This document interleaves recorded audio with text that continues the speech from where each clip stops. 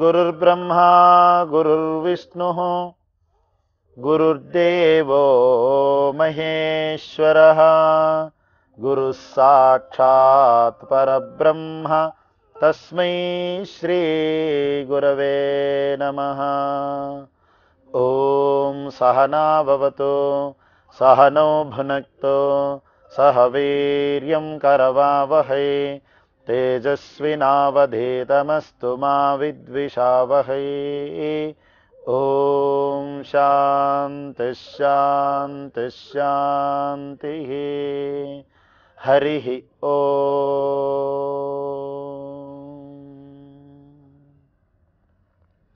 పవిత్రాత్మ స్వరూపులారా, కైవల్యోపనిషత్తు ఆ నిర్గుణ నిరాకార పరబ్రహ్మ తత్వం ఏదైతే ఉన్నదో అది మాయోపాధితో కూడినటువంటిది సగుణ బ్రహ్మగా వ్యవహరింపబడుతూ ఉన్నది.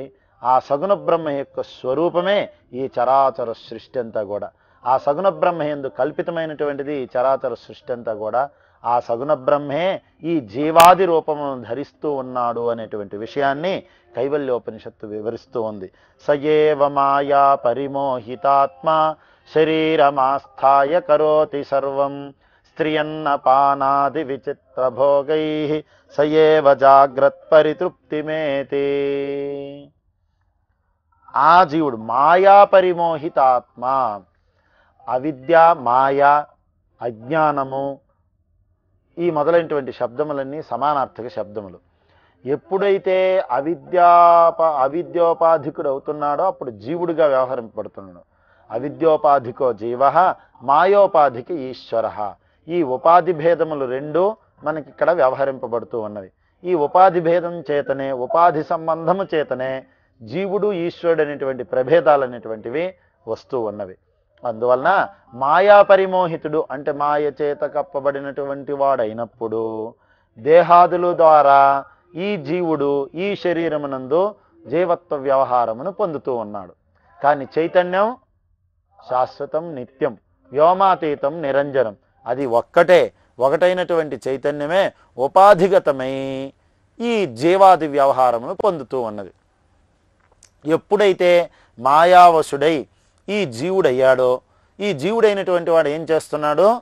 సమస్త కార్యములని, ప్రపంచ కార్యముల అహంకార మమకారములతో కూడినటువంటి వాడై ఈ మాయాజాలమైనటువంటి ప్రపంచములో కర్తృత్వ అదులతో కూడి వ్యవహరిస్తూ ఉన్నాడు. అందువలన ఏం చేస్తున్నాడు? స్త్రియన్నపానాది విచిత్ర భోగై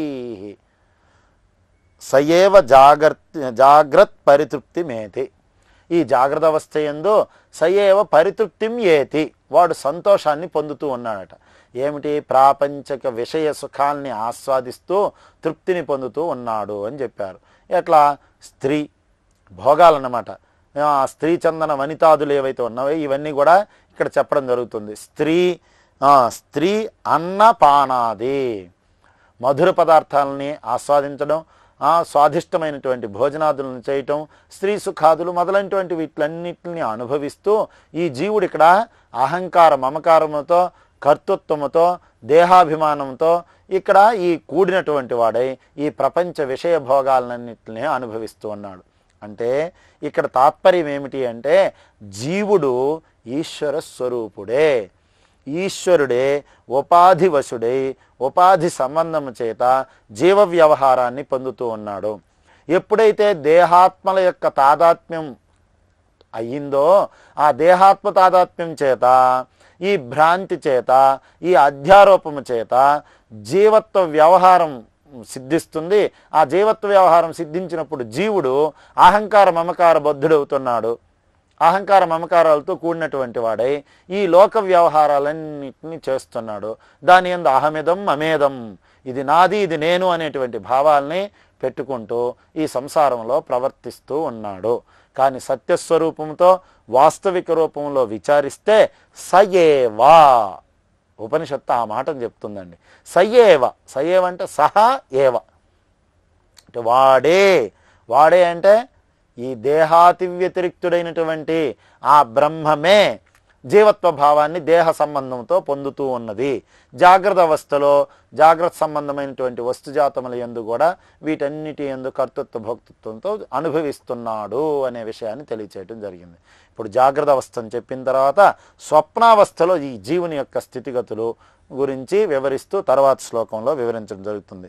స్వప్నే తు జీవ సుఖ దుఃఖ భోక్త స్వమాయయా కల్పిత జీవలోకే సుషుప్తి కాలే సకలే విలీనే తమోభిభూత సుఖరూపమేతి. ఈ జాగ్రత్త అవస్థకు స్వప్నావస్థను దృష్టాంతంగా చెప్తారండి. ఈ జీవుడు జాగ్రత్త అవస్థను స్వప్నావస్థతో అన్వయం చేసుకున్నప్పుడు స్వప్నం ఏ విధంగా మిథ్యాస్వరూపమో అజ్ఞాన దశ వలన ఏర్పడినటువంటి ఈ జాగ్రత్త అవస్థ కూడా ఆ విధంగానే మిథ్యారూపమైనటువంటిదే అనే విషయాన్ని వేదాంత శాస్త్రంలో తెలియచెప్పడం అనేటువంటిది జరుగుతూ ఉన్నది. ఇక్కడ ఏం చెప్తున్నారు? స్వప్నేతో, స్వప్నావస్థ ఎందైతే అంటే స్వప్నకాలంలోనందైతే జీవ, ఈ జీవుడు స్వమాయయ తన మాయ చేత, అంటే స్వప్నం ఎట్లా కలుగుతుందంటే అవిద్యావశంతో స్వప్నం అనేటువంటిది కలుగుతుందండి. అవిద్యా కారణం చేతనే స్వప్నం అనేటువంటిది ఏర్పడుతూ ఉన్నది. ఆ విధంగా స్వమాయయ తన మాయ చేత కల్పిత జీవలోకే, జాగ్రత్త అవస్థలో ఏ విధంగా కల్పన అయినటువంటి విషయంగానే చెప్పబడుతుందో వాస్తవికతను విచారించినప్పుడు అదేవిధంగా స్వప్నంలో ఏమిటి, అది అసలే స్వప్నము, అది కల్పితమైనటువంటిదే. కల్పిత జీవలోకే, అది ఈశ్వరలోకం అండి, అది జీవలోకమండి. అందువలన పంచదశలో విద్యారణ్య స్వాముల వారు సృష్టి 2 రకాలని చెప్పారు. ఈశ్వర సృష్టి, జీవ సృష్టి అని. ఈశ్వర సృష్టి ఎప్పుడూ ప్రతిబంధకం కాదటండి, జీవ సృష్టి మాత్రమే ప్రతిబంధకమై కూర్చుంటుందట. అంటే ఏంటి? ఈశ్వర సృష్టిలో ప్రతిబంధకము అనేటువంటిది లేదు, కానీ దాన్ని జీవుడు తన బుద్ధికి అనుకూలంగా మలచుకుంటూ దానిలో ప్రతిబంధాన్ని పొందుతూ ఉన్నాడు. అందువలన జీవభావమే ప్రతిబంధకం తప్ప ఈశ్వర సృష్టిలోని ప్రతిబంధకం లేదు అనేటువంటిది. ఎట్లా అనేటువంటి విషయానికి వచ్చినప్పుడు ఇక్కడ స్వప్న ప్రపంచము జీవుని చేత కల్పితమే. ఇది జీవలోకమట, ఇది ఈశ్వరలోకం. జాగ్రత్త ప్రపంచము ఈశ్వరలోకమైతే ఈ జీవ ప్రపంచము జీవలోకము, స్వప్న ప్రపంచము జీవలోకము అని చెప్పబడుతుంది. స్వమాయయా కల్పిత జీవలోకే సుషుప్తి కాలే. ఇప్పుడేంటి? స్వప్నేతు జీవ సుఖ దుఃఖ భోక్త. స్వప్నావస్థను గురించి చెప్పేటప్పుడు అక్కడ సుఖ దుఃఖ భోక్త ఎవరు? ఈ జీవుడు. ఈ జీవుడు ఎవరు? సయేవ, ఆ పరమాత్మ స్వరూపుడే. ఆ పరమాత్మే ఈ శరీరమునందు ప్రవేశించిన తర్వాత స్వప్నమునందు కర్తృత్వాదులతో కూడినటువంటి వాడై జీవలోకంలో, స్వప్నమైనటువంటి జీవలోకంలో ప్రవేశించి సుఖ దుఃఖ భోక్త, సుఖాన్ని దుఃఖాన్ని అనుభవిస్తూ ఉన్నాడు. చూడండి, స్వప్నంలో పారమార్థిక స్వరూపంలో మిథ్యారూపం అయినప్పటికీ స్వప్నము అక్కడ ఏమేమో జరుగుతూ ఉన్నది. ఒక మిత్రుడు వచ్చాడు, చిరకాల కాలానికి కనిపించాడు. అట్లా కనిపించేటప్పుడు మనం ఎంతో ఆనందాన్ని పొందినాం. అదేవిధంగా ఒక శత్రువు వచ్చాడు. ఎప్పుడైతే శత్రువు వచ్చాడో ఆ శత్రువు వచ్చిన వెంటనే వాడు కత్తో ఖడ్గమో తీసుకొని వచ్చాడు, నిన్ను పరిగెత్తి చంపడానికి వస్తూ ఉన్నాడు. నువ్వు పరిగెత్తుతూ ఉన్నావు, అలిసిపోయినావు, పడిపోయినావు, పడి లేస్తూ ఉన్నావు, ఎంతో చేసి ఎట్లో వాడి నుండి తప్పించుకోవడానికి ప్రయత్నం చేశావు. ఇప్పుడు శత్రువు యొక్క భయం చేత నీలో భయకంపాదులు అనేటువంటివి పుట్టినాయి, ప్రాణభీతి అనేటువంటిది కలిగింది, ఎంతో ఆయాసపడినావు, చావు కేకలు పెడుతూ ఉన్నావు. ఇది దుఃఖరూపమైనటువంటిది. ఆ విధంగా మిత్రుడు వచ్చినప్పుడు సంతోషిస్తువి, శత్రువు వచ్చినప్పుడు దుఃఖపడుతువి. ఇప్పుడు ఇక్కడ స్వప్న ప్రపంచం, ఇది జీవలోకం, జీవుని చేత స్వమాయా కల్పిత జీవలోకం, తన మాయ చేత తన అజ్ఞానం చేత తన యందు తానే కల్పించుకున్నటువంటి లోకం ఇది. ఇప్పుడు ఇక్కడ శత్రువు లేడు, మిత్రుడు లేడు. శత్రువు ఉన్నాడా? శత్రువు లేడు. మిత్రుడు ఉన్నాడా? మిత్రుడు లేడు. స్వమాయా కల్పిత జీవలోకం, తన మాయ అజ్ఞానము కొద్దీ కల్పించుకున్నటువంటిదే తప్ప వాస్తవిక రూపంలో లేదు. మేల్కొన్నాడు అనుకోండి, స్వప్నం ఏమైనా ఉంటుందా? స్వప్నం సత్యమవుతుందా? ఇక శత్రువు ఉంటాడా? మిత్రుడు ఉంటాడా? ఆ భయకంపాదులు ఉంటాయా? ఏమీ లేవు, అన్నీ హుల్లక్కే. అదనమాట. అందువలన స్వప్నేతు జీవ సుఖ దుఃఖ భోక్త, సుఖాన్ని దుఃఖాన్ని అంతఃకరణంలో అనుభవిస్తున్నాడు స్వమాయ కల్పిత జీవలోకే. తర్వాత ఏమిటండి? సుషుప్తి అవస్థ. ఈ శరీరంలో ప్రవేశించినటువంటి ఈ జీవుడు గాఢ నిద్రలో ప్రవేశిస్తాడండి. దాన్ని సుషుప్తి అవస్థ అంటారు. సుషుప్తి కాలే సకలే విలీనే తమో విభూత సుఖరూపమేతి. ఎప్పుడైతే ఈ సుషుప్తి కాలం అంటే గాఢ నిద్రలో ప్రవేశించాడో, సుషుప్తి కాలే సకలే విలీనే. ఇప్పుడు సుషుప్తి కాలంలో ఇంకేమైనా ఉంటుందా చెప్పండి? గాఢ నిద్రలో ఉండేటువంటి వాడికి ఏమైనా తెలుస్తుందా?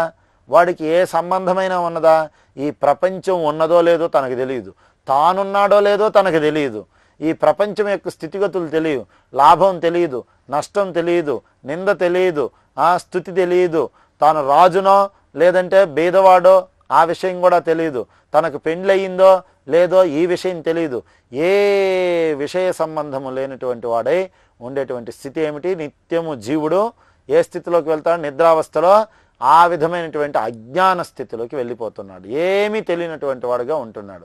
అందువలన సుషుప్తి కాలే సకలే విలీనే, సమస్తము ఆ కారణమైనటువంటి అజ్ఞానములో కార్యమైనటువంటి ఈ జగత్తంతా విలయం కాగా, అంటే ఈ దేహేంద్రియ సంఘాతమంతా జాగ్రత్త ప్రపంచం స్వప్న ప్రపంచమునందు, స్వప్న ప్రపంచం సుషుప్తి ప్రపంచమునందు, జాగ్రత్త అవస్థ స్వప్నావస్థ యందు, స్వప్నావస్థ సుషుప్తి అవస్థ యందు విలీనము కాగా, కార్యజాతమంతా కారణమునందు విలీనము కాగా, తమో విభూత అజ్ఞానము చేత కప్పిబుచ్చబడినటువంటి వాడై సుఖరూపమేతి, సుఖరూపం ఏతి అంటే సుఖస్వరూపాన్ని, సుఖరూపం ఆనందాన్ని ఏతి పొందుతూ ఉన్నాడు. ఇంతకు ఇక్కడ వచ్చేది ఏమిటండి అంటే ఆనందం అండి. ఇక్కడ ఏమొస్తుంది? ఆనందానుభూతి కలుగుతుంది. ఇప్పుడు ఇది సర్వ జగద్విదితమైనటువంటి విషయం. చూడండి, ప్రపంచంలో మనం ఎంతవరకైతే తిరుగుతూ ఉన్నామో, ఎంతవరకైతే ప్రపంచ విషయాల్లో సంచరిస్తూ ఉన్నామో అంతవరకు మనం ఆశించేది ఏమిటంటే సుఖాన్నే. సుఖాన్ని ఆశించే ప్రతి జీవుడు ఈ సంసారంలో పరితపిస్తూ ఉన్నాడు, ఏదో ఆనందాన్ని అనుభవించాలనుకుంటూ ఉన్నాడు.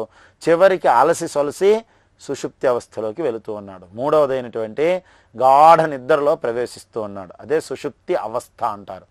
దానిలో ప్రవేశించిన తర్వాత అందరూ సమానమైనటువంటి సుఖాన్ని పొందుతూ ఉన్నారు. అయం జీవ అతి సూక్ష్మాభి అజ్ఞాన వృత్తిభి ఆనందమనుభవత అని వేదాంత సారములో సదానంద యోగీంద్రులు తెలియజేస్తున్నారు. ఏంటి? అతి సూక్ష్మాభి, అతి సూక్ష్మమైనటువంటి అజ్ఞాన వృత్తిభి, అజ్ఞాన వృత్తుల ద్వారా ఆనందమనుభవత ఆనందాన్ని అనుభవిస్తూ ఉన్నాడట. ఇక్కడ అజ్ఞానము ఉన్నది, ఆనందము ఉన్నదండి. ఎందువలన అజ్ఞానం ఉన్నది? మరి అజ్ఞానం ఉండేటప్పుడు ఆనందం ఎట్లా ఉన్నది అనేటువంటి విచారణ మనం చేసుకోదగినటువంటి తెలుసుకోవాల్సినటువంటి విషయం అది. ఎందుకంటే అజ్ఞానం ఎట్లా ఉన్నది అంటే ఏమీ తెలియనటువంటి స్థితి కదా అది. ఎందువలన? తనకు పెండ్లయిందో లేదో తనకు తెలియదు, తాను దరిద్రుడో ధనవంతుడో తనకు తెలియదు, ఈ శరీరము ఉన్నదో లేదో తనకు తెలియదు. అంటే ఏ విషయాన్ని తెలియనటువంటి ఒక అజ్ఞాన స్థితి అది. అందువలన ఇక్కడ అజ్ఞానం ఉన్నది అని అంగీకరించవలసి ఉంటుంది. మరి అజ్ఞానం ఉంటే ఆనందం ఎట్లా కలుగుతుందండి అనేది ఇంకొక ప్రశ్న వస్తుంది. ఇక్కడ ఆనందం ఎటువంటిది అంటే ఇది వస్తుతః ఆత్మానందము కాదు, సాక్షాత్తు ఆత్మానందం ఇక్కడ స్ఫురించటం లేదు. కాకపోతే ప్రాపంచిక విషయ వాసన రహితుడు కావటం వలన ప్రపంచ స్ఫురణము, దుఃఖరూపమైనటువంటి ప్రపంచ స్ఫురణం అనేటువంటిది లేకపోవటం వలన తన స్వరూపమైనటువంటి ఆత్మ స్వరూపుడై కేవలము తాను ఉండటం వలన అజ్ఞానం ప్రతిబంధకంగా ఉండటం వలన అన్య వస్తువులు తెలియబడటం లేదు. ఆత్మస్వరూపుడై నిలిచి ఉండటం వలన దుఃఖరూపమైనటువంటి ప్రపంచ సంబంధం లేకపోవటం వలన అతి సూక్ష్మ వృత్తుల ద్వారా, అతి సూక్ష్మాభి అజ్ఞాన వృత్తిభి ఆనందాన్ని అనుభవిస్తున్నాడు అని సదానంద యోగీంద్రులు తెలియచేశారు. అందువలన నిద్ర సుఖమహమస్వాప్సం నకించిదవేదిశం, నేను సుఖంగా ఆనందంగా ఉంటేనే నాకు ఏమీ తెలియలేదని రెండు అనుభవాలను కూడా నిద్ర మేల్కొన్నటువంటి ప్రతి వ్యక్తి చెబుతూ ఉన్నాడు. అందువలన అటువంటి స్థితిలో ఈ మూడు అవస్థల్ని ఈ జీవుడు పొందుతూ ఉన్నాడు. ఈ జీవుడు పొందుతూ ఉన్నాడంటే ఈ జీవుడు కాదయ్యా, ఈ జీవుడు సయేవా, ఆ పరమాత్మే. మరి ఈ అవస్థల్ని జీవత్వ భావం ఎక్కడి నుంచి వచ్చిందంటే దేహాత్మ తాదాత్మ్య అధ్యాసతో, దేహాత్మ తాదాత్మ్య అధ్యాసతో, ఈ దేహాత్మల యొక్క తాదాత్మ్యం అంటే దేహమే నేను, నేనే దేహం అనేటువంటి తాదాత్మ్యం అధ్యాస ఏదైతే ఉన్నదో దీని ద్వారా ఇక్కడ మనకి జీవత్వ భావం అనేటువంటిది సిద్ధమవుతూ ఉంది. ఎప్పుడు జీవుడయ్యాడో జీవగతమైనటువంటి ప్రపంచ సంబంధమైనటువంటి విషయాలన్నింటినీ అనుభవిస్తున్నాడు అని తెలియచేయటమైనటువంటి జరిగింది. సరే, ఈ మూడు అవస్థలను ఆ దేవుడే జీవుడైనప్పుడు ఈ మూడు అవస్థల్లో జరిగేటువంటి విషయాలను విచారించి తర్వాత చెప్తున్నారు. పునశ్చ జన్మాంతర కర్మయోగాత్ సయేవ జీవస్వపితి ప్రబుద్ధ పురత్రయే క్రీడతి యశ్చ జీవః తతస్తు జాతం సకలం విచిత్రం ఆధారమానందమఖండబోధం యస్మిన్ లయం యాతి పురత్రయంచా.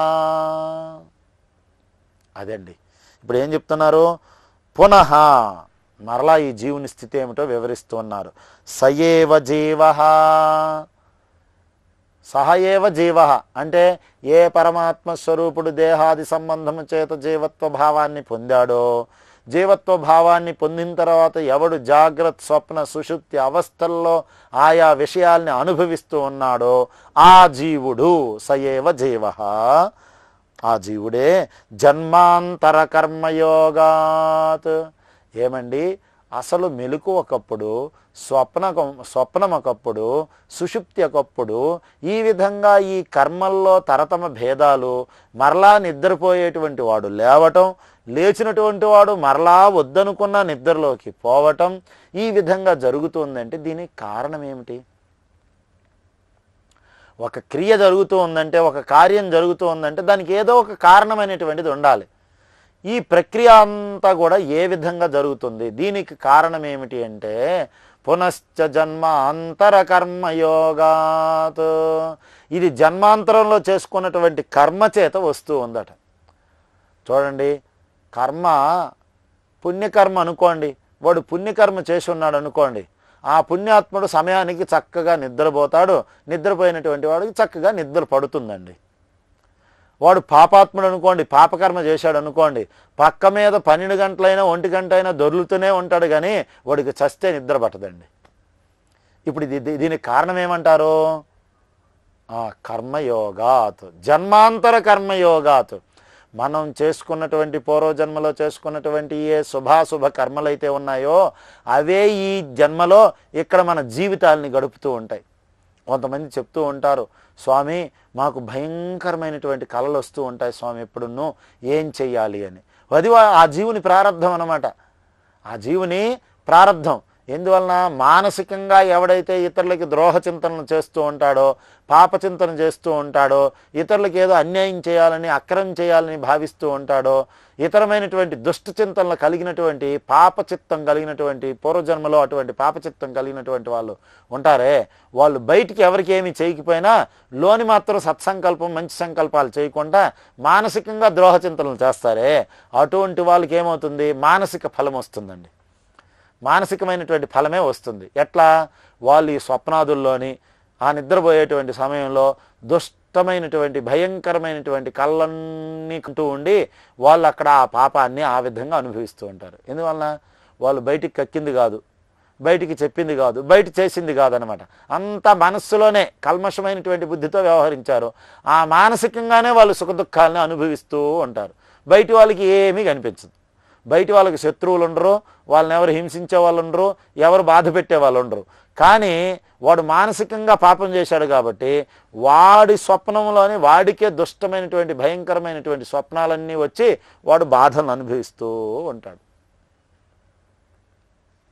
యథాకర్మ యథాశ్రుతం. కర్మ ఎట్లా ఉంటుందో ఫలం అట్లా వస్తుందన్నమాట. అందువలన మనం ఏం చేసుకున్నామో అదే మనకు వస్తుంది. అందువల్ల పెద్దలు అంటారు కదా, చేసుకున్న వాడికి చేసుకున్నంత అని. అది అందువలన పునశ్చ జన్మాంతర కర్మయోగాత్, మరలా జన్మాంతర కర్మయోగము చేత ఆ కర్మ పరిపక్వం కావటము చేత స్వపితి ప్రబుద్ధ ఏం చేస్తున్నాడు? నిద్రావస్థ నుండి మరలా మేల్కొంటూ ఉన్నాడట. లేకపోతే ఏమవుతుందండి? ఆ కర్మ తీరింది అనుకోండి, మహానిద్రలోకి వెళ్ళిపోతారా లేదా? ఇప్పుడు వాడి కర్మ పరిపక్వం కాకపోతే రాత్రి పండుకున్న అయ్యగారు తెల్లవారిసరికి లేచే పని ఉండదు అనమాట. మరి ఎందుకు లేస్తున్నాడంటే ఇంకా వాడి కర్మ ప్రవృత్తిలో వాడి ప్రారంధం ఉంది కాబట్టి ఆ నిద్ర నుండి మరలా మేల్కొనేటువంటి పరిస్థితి వాడికి కలుగుతూ ఉంది. అందువల్ల జన్మాంతర కర్మయోగాతో స్వపితి ప్రబుద్ధ అయం జీవ, ఆ స్వప్నములో నుంచి ఆ నిద్రావస్థ నుండి మరలా మేల్కొంటూ ఉన్నాడు. మేల్కొని ఏం చేస్తున్నాడండి? పురత్రయే క్రీడతి చ. ఇంకేముందండి?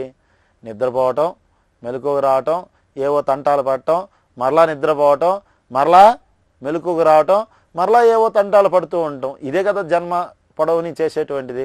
జీవన విధానంలో మానవునికి ఇంతకంటే ఏముంది చెప్పండి? ఆహారము, నిద్ర, భయము, మైథునము, ఇవన్నీ జీవితాల్లో జరుగుతున్నటువంటివే. ఆహార నిద్ర భయమైథునాని సామాన్యమే తత్ పశుభిః నరానం. పశువులు కావచ్చు, మనుషులు కావచ్చు, అందరికీ ఏముందండి? తన కర్మ ఎట్లా ఉంటుందో ఆ కర్మానుగుణంగా వాడు నిద్ర నుండి మేల్కొంటున్నాడు.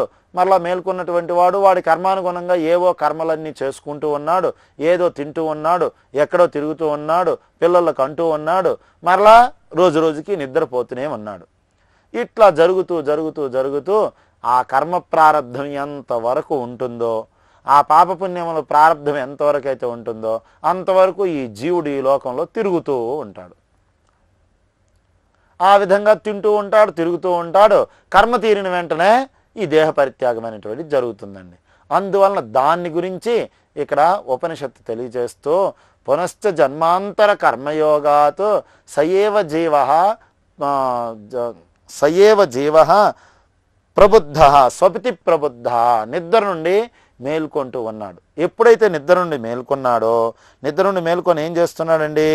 పురత్రయే క్రీడతి, మరలా మూడు లోకాల్లో, పురత్రయ అంటే జాగ్రత్త అవస్థ యందు, స్వప్నావస్థ యందు, సుషుప్తి అవస్థ యందు సంచరిస్తూ ఉన్నాడు అని తెలియచేయటం జరుగుతుంది.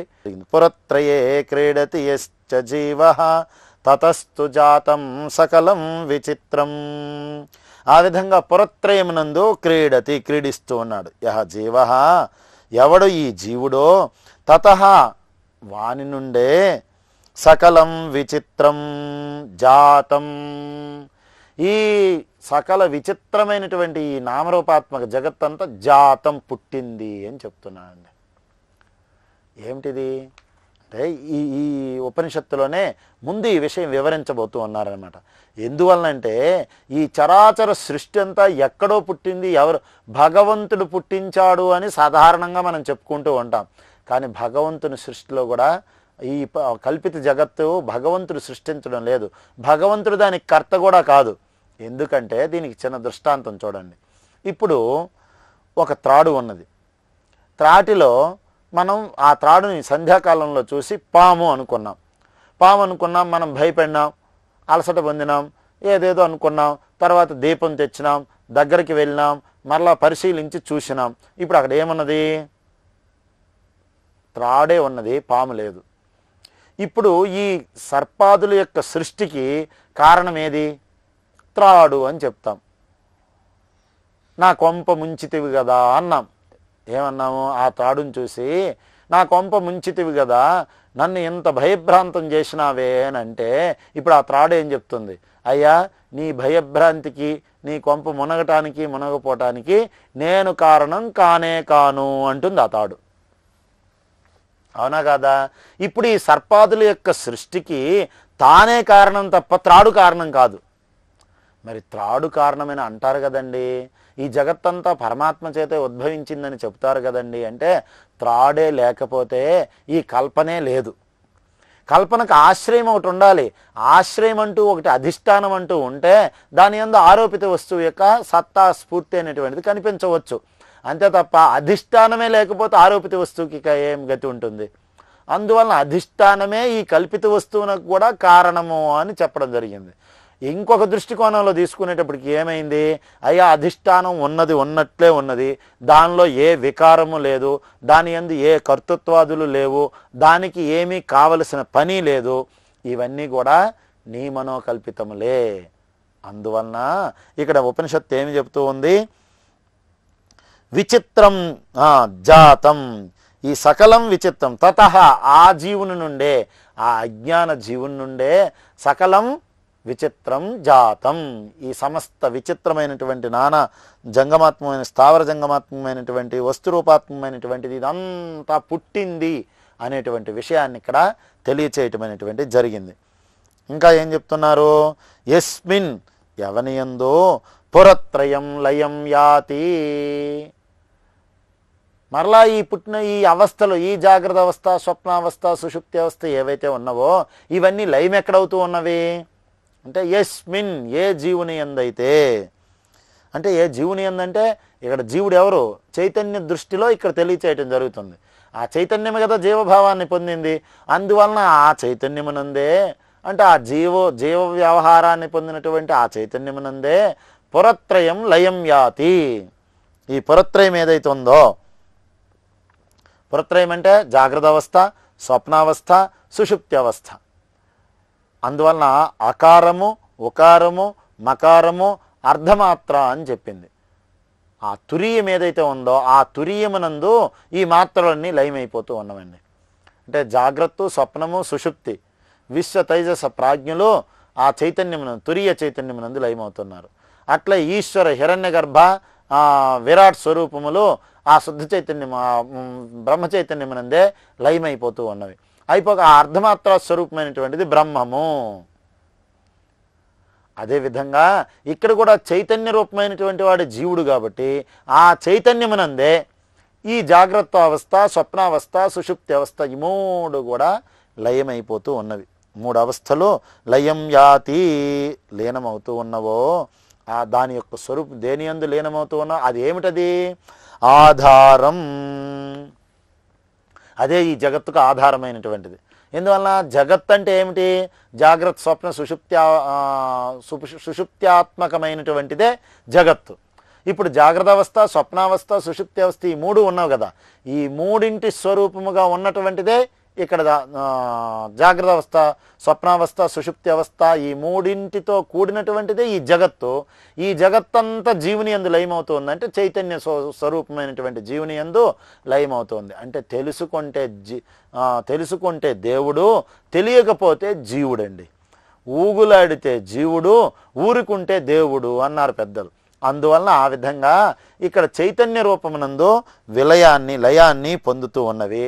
అందువలన ఈ అన్నిటికి కూడా ఇప్పుడు ఆధారం ఎవరయ్యారు? దేని నుండి ఇవి కల్పితమైనయో, దేని యందు ఇవి ప్రతిఫలిస్తూ ఉన్నవో, దేని యందు అయితే విలయమవుతూ ఉన్నవో అటువంటి వాడు ఆధారభూతుడు అని చెప్పబడతాడు. అందువలన ఆధారం జగదాధార స్వరూపుడైనటువంటి వాడు. ఆనందం ఇంకా అది ఎటువంటిది? ఆనంద రూపమైనటువంటిది అని తెలియచేయటం జరిగిందండి. ఇది ఎటువంటిది? ఆనంద రూపం అయినటువంటిది. అఖండ బోధం ఇంకా ఎటువంటిది? అఖండ జ్ఞానస్వరూపం అయినటువంటిది, జగదాధారమైనటువంటిది, ఆనంద స్వరూపమైనటువంటిది, బోధ జ్ఞానస్వరూపం అయినటువంటిది. ఎందువలన? తాను సచ్చిదానంద స్వరూపుడే.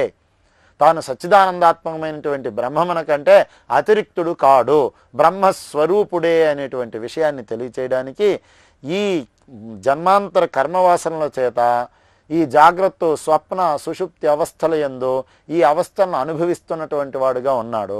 చివరికి ఈ అవస్థలన్నీ ఎక్కడ విలయమవుతున్నాయి? ఆ చైతన్య తత్వమునందే విలయమవుతూ ఉన్నవి. ఆ చైతన్య తత్వం ఎటువంటిది? అదే ఈ జగత్తుకు ఆధారభూతమైనటువంటిది, అఖండ జ్ఞానస్వరూపమైనటువంటిది, అదే ఆనంద రూపమైనటువంటిది అనే విషయాన్ని ఈ మంత్రంలో చక్కగా వివరించడం అనేటువంటిది జరిగింది. అందువలన ఇప్పుడు మనకి ఏమి నిర్ధారణ అవుతుంది? ఏతస్మాజ్జాయతే ప్రాణో మనః సర్వేంద్రియాణి చ ఖం వాయుర్జ్యోతిరాపశ్చ పృథ్వీ విశ్వస్య ధారిణి. ఇప్పుడు ఏం చెప్తా? ఏతస్మాజ్జాయతే ప్రాణః, ఏతస్మాత్ దీని నుండే ప్రాణః జాయతే, ప్రాణం పుట్టింది అన్నారు. ప్రాణం అంటే ఏమిటి? ఇక్కడ కేవలం శ్వాస నిశ్వాస రూపమైనటువంటిది కాదు, వాయుతత్వమైనటువంటి ఆ ప్రాణం ఏదైతే ఉందో సమస్త సర్వత్ర వ్యాపకమైనటువంటి ప్రాణశక్తి దీని ద్వారానే పుట్టింది. ఏతస్మాత్ జాయితే ప్రాణః మనః, మనస్సు కూడా దాని నుండే పుట్టింది. ఆ చైతన్య తత్వం నుండే మనస్సు కూడా పుట్టింది.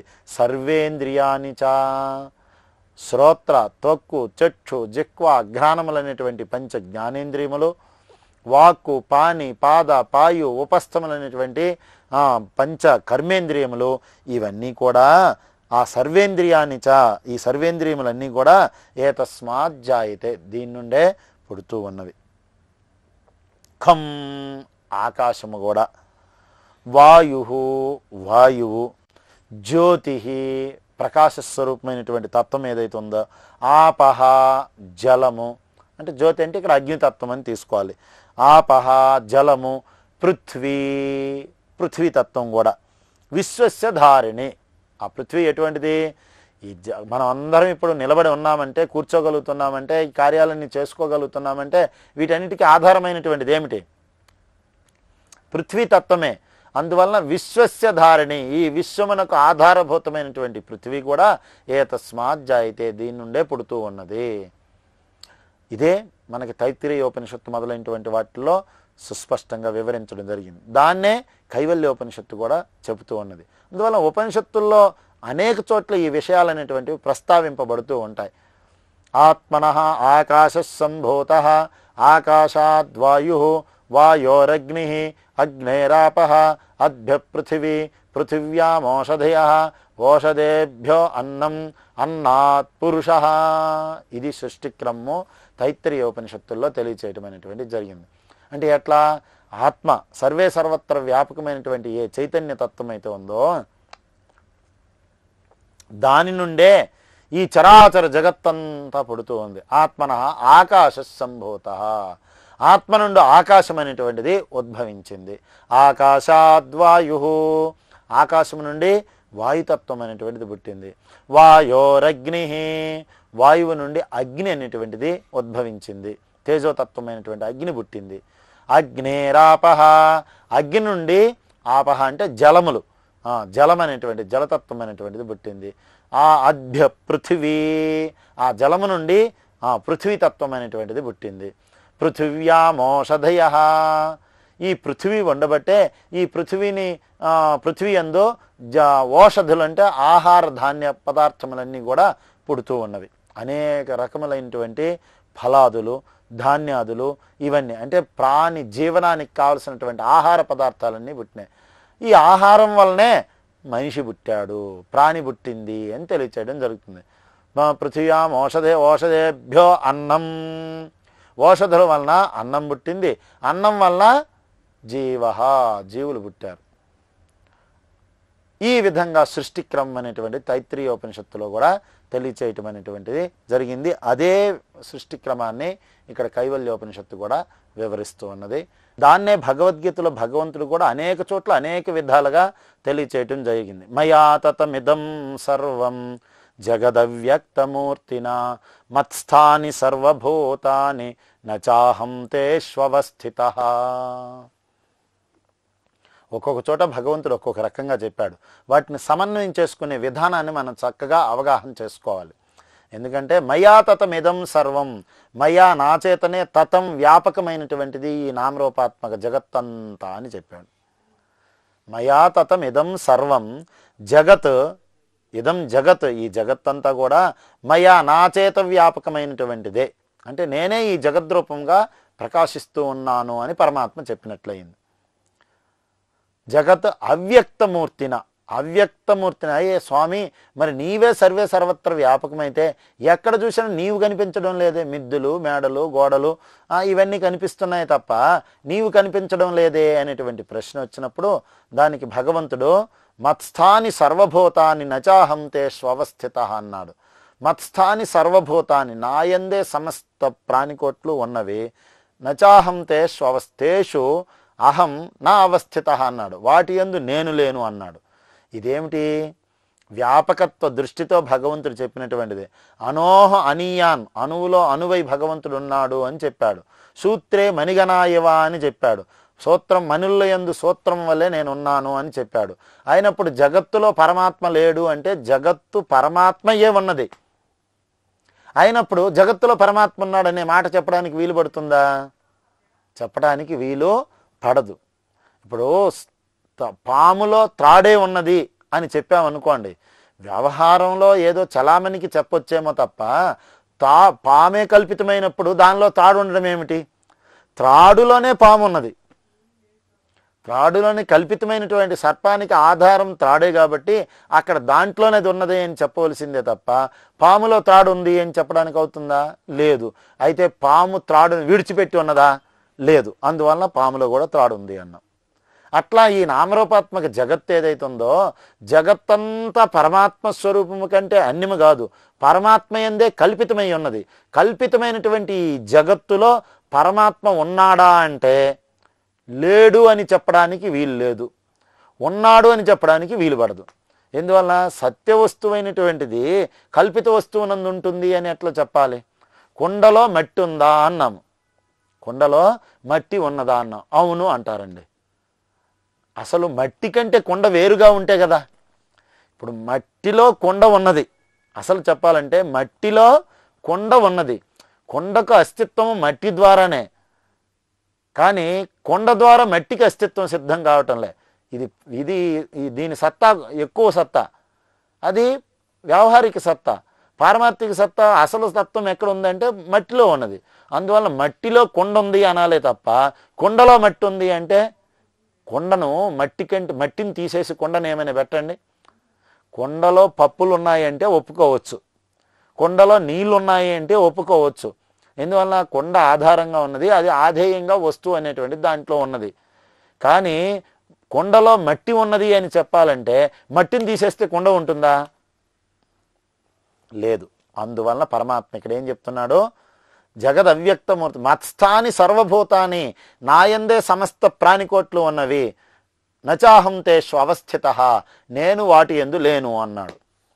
కానీ మయా తతం ఇదం సర్వం, ఈ చరాచర జగత్తంతా కూడా నా చేత వ్యాపకమైనటువంటిది అనే విషయాన్ని ఇక్కడ పరమాత్మ తెలియచేస్తున్నారు. ఇవన్నీ కూడా ఇట్లా ఒక్కొక్క దగ్గర విరోధాభాసాలు, విరోధం ఉన్నట్లుగా మనకు కనిపిస్తాయి. అక్కడ ఈ విధంగా చెప్పాడు పరమాత్మ, అక్కడేం ప్రపంచమంతా నేనై ఉన్నానంటాడు, ఒక్కొక్కప్పుడు జీవుల హృదయాల్లో నేనున్నానంటాడు, ఈ జగత్తంతా నాలో ఉందంటాడు, నేను వాటి యందు లేనంటాడు. రకరకాలుగా మాటలు అక్కడక్కడ కనిపిస్తూ ఉంటాయి. వీటిని మనం సమన్వయం చేసుకొని ఆ దృష్టికోణాల్లో ఆలోచించేటప్పుడు అది కరెక్ట్ అవుతుంది.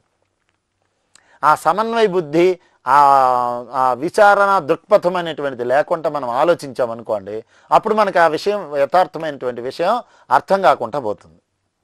ఇది ఉండేటువంటి పరిస్థితి. అందువలన ఆ విధంగా పరమాత్మ నుండే ఈ జగత్తంతా ఆవిర్భవించింది అనేటువంటి విషయాన్ని ఇక్కడ తెలియచేస్తూ తర్వాత చెప్తున్నారు. యత్పరం బ్రహ్మ సర్వాత్మా విశ్వస్యాయతనం మహత్ సూక్ష్మాత్ సూక్ష్మతరం నిత్యం తత్వమేవ త్వమేవ తత్. ఇక్కడ ఏం చెప్తున్నారు? యత్ పరం బ్రహ్మ, ఏది పరబ్రహ్మమో, సర్వాత్మ, సర్వే సర్వత్ర వ్యాపకమైనటువంటిదో, సమస్తమునకు ఆత్మై ఉన్నదో. సర్వస్య ఆత్మ సర్వాత్మ, సమస్తమునకు ఆత్మస్వరూపమై ఉన్నదో, ఏది పరబ్రహ్మమై ఉన్నదో, ఏది సమస్తమునకు ఆత్మై ఉన్నదో, విశ్వస్య మహదాయతనం, ఈ చరాచరమైనటువంటి బ్రహ్మాండములన్నిటికీ ఆయతనం ఆశ్రయమై స్థానభూతమై ఉన్నదో, అంటే దాని యందే ఇదంతా అధిష్ఠితమై ఆశ్రయించుకొని ఉన్నది, దేని యందో ఆశ్రయించుకొని ఉన్నదో. మహదాయతనం సూక్ష్మాత్ సూక్ష్మతరం, ఇంకా ఎటువంటిది? సూక్ష్మాత్ సూక్ష్మతరం అని చెప్తున్నారు. ఇది సూక్ష్మమైనటువంటి పదార్థములు ఏవైతే ఉన్నావో వాటన్నిటికంటే సూక్ష్మమైనటువంటిది పరమాత్మతత్వం. ఇప్పుడు చూడండి, పృథ్వీ కంటే సూక్ష్మమైనటువంటిది జలము, జలము కంటే సూక్ష్మమైనటువంటిది అగ్ని, అగ్ని కంటే సూక్ష్మమైనటువంటిది వాయువు, వాయువు కంటే సూక్ష్మమైనటువంటిది ఆకాశం, ఆకాశము కంటే సూక్ష్మమైనటువంటి వాడు పరమాత్మ. చిన్నది అని అర్థం కాదండి, ఇంద్రియగోచరము కానటువంటిది, శబ్దస్పర్శ రూపరసగంధాది విషయరహితమైనటువంటిది అని అర్థం.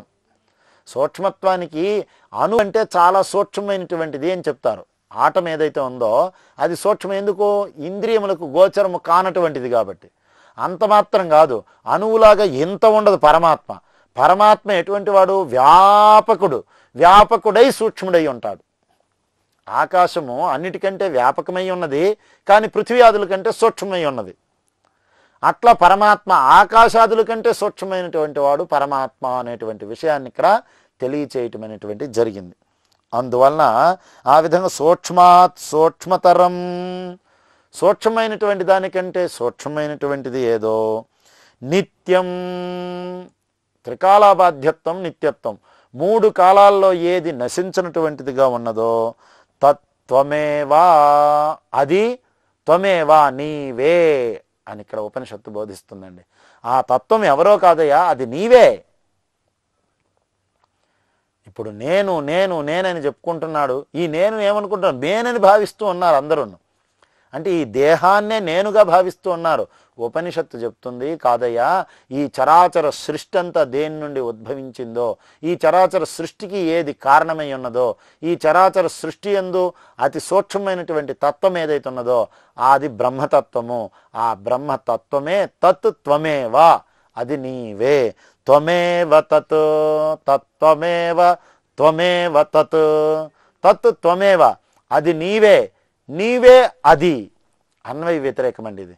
అందువల్లనే మహావాక్యాలని బోధించేటప్పుడు అహం బ్రహ్మాస్మి బ్రహ్మైవ అహమస్మి అంటే ఏంటి? నేను పరబ్రహ్మస్వరూపుణ్ణి. అయితే నీవు పరబ్రహ్మస్వరూపుడు అయితే అంతేనా? కాదు.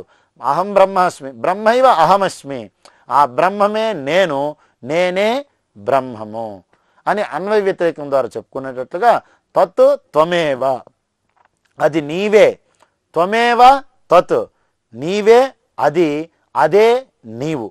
ఈ విధంగా అన్వయ వ్యతిరేకం ద్వారా అద్వైత సిద్ధాంతాన్ని, అద్వైత భావాన్ని ఈ ఉపనిషత్తు కలిగిస్తూ ఉంది. అందువలన జీవుడు బ్రహ్మము, జీవో బ్రహ్మైవ నాపరః, జీవుడు పరబ్రహ్మస్వరూపుడే, అన్యము కాదు అనేటువంటి విషయాన్ని ఇక్కడ తెలియచేయటం జరుగుతూ ఉంది. త్రిషుధామసు యద్భోజ్యం భోగ్యం భోక్తా భోగశ్చ యద్భవేత్ తేభ్యో విలక్షణ సాక్షి చిన్మాత్రోహం సదాశివ. ఇక్కడ ఏం చెప్తున్నారండి? త్రిషుధామసు అంటే ఈ మూడు అవస్థలు ఏవైతే ఉన్నాయో వాటి యందు జాగ్రత్త అవస్థ, స్వప్నావస్థ, సుషుప్తి అవస్థ.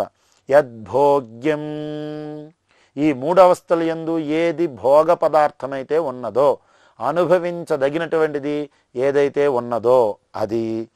భోక్తా భోగశ్చ యద్భవేత్, భోక్త ఎవడై ఉన్నాడో, భోగ్యశ్చ భోగ్యమైనటువంటి వస్తువు ఏదైతే ఉన్నదో, అనుభవించదగినటువంటిదండి. భోగ్యం అనుభవింపదగినటువంటిది, భోక్త అనుభవించేటువంటి వాడు, భోగశ్చ అనుభవము. భోగశ్చ యద్భవేత్ ఏదై ఉన్నదో తేభ్య విలక్షణ సాక్షి, వాటన్నిటికంటే విలక్షణవై వాటిలన్నిటిని సాక్షి దృష్టితో దర్శించేటువంటి వాడువు నీవు. చిన్మాత్ర అహం సదాశివ, నేను చిత్తుమాత్ర స్వరూపుణ్ణి, సదాశివుణ్ణి అనేటువంటి విషయాన్ని ఇక్కడ తెలియజేస్తున్నారు. ఏమిటి? ఆ మూడు అవస్థల్లో కూడా భోగం ఏదైతే ఉన్నదో, అనుభవించదగినది ఏదైతే ఉందో, అనుభవం ఏదైతే ఉన్నదో, అనుభవించేటువంటి వాడైతే ఎవడైతే ఉన్నాడో, ఈ మూడింటికంటే విలక్షణంగా తాను ఉన్నాడు. అటువంటి చిన్మాత్ర స్వరూపుడు, సదాశివ స్వరూపుడువు నీవు అనేటువంటి విషయాన్ని ఈ శ్లోకంలో వివరించడం జరుగుతుంది. జాగ్రత్ స్వప్న సుషుప్త్యాది ప్రపంచం యత్ ప్రకాశతే తద్బ్రహ్మాహమితి జ్ఞాత్వా సర్వబంధై ప్రముచ్యతే. జాగ్రత్త అవస్థ, స్వప్నావస్థ, సుషుప్తి అవస్థ అని అవస్థలు మూడు విధాలుగా వర్ణించడం అనేటువంటిది జరిగింది. ఈ మూడవస్థల్లో ఏ నామరూపాత్మక జగత్ అయితే ప్రతీతం అవుతూ ఉన్నదో తత్ బ్రహ్మ అహమితి జ్ఞాత్వా, తత్ ఆ జాగ్రత్త స్వప్న సుషుప్తి అవస్థల్లో ప్రతీయమానమవుతున్నటువంటి తెలియబడుతున్నటువంటి ఏ నామరూపాత్మక జగత్తున్నదో అది బ్రహ్మస్వరూపమే. అంటే బ్రహ్మమున కంటే అన్యము కాదు అనే విషయాన్ని తెలుసుకోవాల్సి ఉంటుంది. ఎందువలన? ఆరోపితమైనటువంటి వస్తువు అధిష్టానము కంటే అన్యము కాదు అని తెలుసుకోవటం విజ్ఞానం అండి. ఎందువలన? అధిష్టానావశేషో హి నాశ కల్పిత వస్తున అని ఆచార్య శంకర భగవత్పాదుల వారు తెలియజేశారు. అధిష్టాన అవశేష కల్పిత వస్తున నాశ అన్నారు. ఇప్పుడు చూడండి, త్రాడునందు పాము కల్పితమైంది, ఉన్నదేమిటి? త్రాడే. దాని యందు ఆరోపితమైంది సర్పము. ఆరోపితమైనటువంటి సర్పము నశించింది అంటే ఎక్కడికి పోయింది, ఏమైంది, ఎక్కడ విలీనమైంది అనే విషయానికి వచ్చినప్పుడు అధిష్టాన అవశేష అన్నారు. అధిష్టాన అవశేషమే అంటే అధిష్టాన మాత్రముగా మిగిలిపోవటమే. అధిష్టానమునందే కల్పిత వస్తువు విలీనమవుతూ ఉన్నది అంటే అధిష్టాన మాత్రంగా మిగులుతూ ఉన్నది. ఇదే కల్పిత వస్తువునకు నాశము అన్నారు. ఈ జగత్తు సచ్చిదానందాత్మకమైనటువంటి పరబ్రహ్మనందు కల్పితమైనటువంటిది. ఈ కల్పితమైనటువంటి నామరూపాత్మక జగత్తు ఏదైతే ఉన్నదో ఈ జగత్తు యొక్క నాశము, ఈ జగత్తు యొక్క అభావము, ఈ జగత్తునకు బాధ అంటే ఏమిటి? బ్రహ్మమాత్రముగా అవశేషమై ఉండటమే. ఇంతకంటే వేరేగా చెప్పటానికి ఆస్కారమైనటువంటిది లేదు. ఇది బ్రహ్మమున కంటే వేరుగా దీని యొక్క అస్తిత్వం, పృథక్ అస్తిత్వం అనేటువంటిది పారమార్థిక దృష్టిలో లేనే లేదు. అందువలన జాగ్రత్త స్వప్న సుషుప్త్యాది ప్రపంచం యత్ ప్రకాశతే, జాగ్రత్త అవస్థ, స్వప్నావస్థ, సుషుప్తి అవస్థ ఈ మూడవస్థల యందు ఏ నామరూపాత్మక జగత్ అయితే తెలియబడుతూ ఉన్నదో ఇదంతా కూడా ఏమిటి? ఏతు ప్రకాశతే, ఏదైతే తెలియబడుతూ ఉన్నదో తద్బ్రహ్మ, అది పరబ్రహ్మము. తద్బ్రహ్మ అహమితి జ్ఞాత్వా, ఇప్పుడు ఆ విధంగా తెలియబడుతున్నటువంటి నామరూపాత్మక జగత్తుగా ప్రతీయమానమవుతున్నటువంటి నామరూపాత్మక జగత్ ఏదైతే ఉందో అది బ్రహ్మస్వరూపమైనప్పుడు ఆ బ్రహ్మస్వరూపమునే నేను అహమితి జ్ఞాత్వా, ఆ పరబ్రహ్మస్వరూపమును నేను అని ఎవడైతే తెలుసుకుంటున్నాడో అటువంటి వాడు సర్వబంధై ప్రముచ్యతే. సర్వబంధై ప్రముచ్యతే, సమస్త బంధముల నుండి విడువడుతూ ఉన్నాడు అంటే విముక్తుడవుతూ ఉన్నాడు. బంధ వినిర్ముక్తుడు కాగలుగుతూ ఉన్నాడు అంటే ఏమవుతున్నాడు? ముక్తుడవుతూ ఉన్నాడు, జీవన్ముక్తుడవుతూ ఉన్నాడు అని ఉపనిషత్తు వర్ణించింది. అందువలన మరి ఈ విధంగా ఇక్కడ ఈ నామరూపాత్మక జగత్తంతా బ్రహ్మమున కంటే అతిరిక్తము కాదని, ఏకమేవాద్వితీయం బ్రహ్మ నేహనానాస్తి కించన అని ఉపనిషత్తులు అందువల్లనే బ్రహ్మమున కంటే అతిరిక్తంగా ఏ కించిత్తు కూడా లేదు అనేటువంటి విషయాన్ని తెలియచేసింది. అటువంటి పరబ్రహ్మతత్వం ఏదైతే ఉందో అది నా స్వరూపమే, నా స్వరూపమున కంటే అది అన్యము కాదు అనేటువంటి విషయాన్ని సుస్పష్టంగా తెలుసుకొని అనుభవానికి తెచ్చుకున్నటువంటి వాడు జీవన్ముక్తుడు అవుతూ ఉన్నాడు. భిద్యతే హృదయ గ్రంథి ఛిద్యంతే సర్వ సంశయా క్షీయంతే చాస్య కర్మాణి తస్మిన్ దృష్టే పరావరే. పరావరే దృష్టే సతి, పరతత్వమైనటువంటి ఆ పరబ్రహ్మతత్వము తెలియబడగా, దర్శింపబడగా, ఆత్మసాక్షాత్కారము కలగగా భిద్యతే హృదయ గ్రంథి, హృదయంలో ఉండేటువంటి అజ్ఞాన గ్రంథి, అజ్ఞానపు ముడి ఏదైతే ఉందో అది భిద్యతే, భేదింపబడుతూ ఉన్నది అని తెలియచేశారు.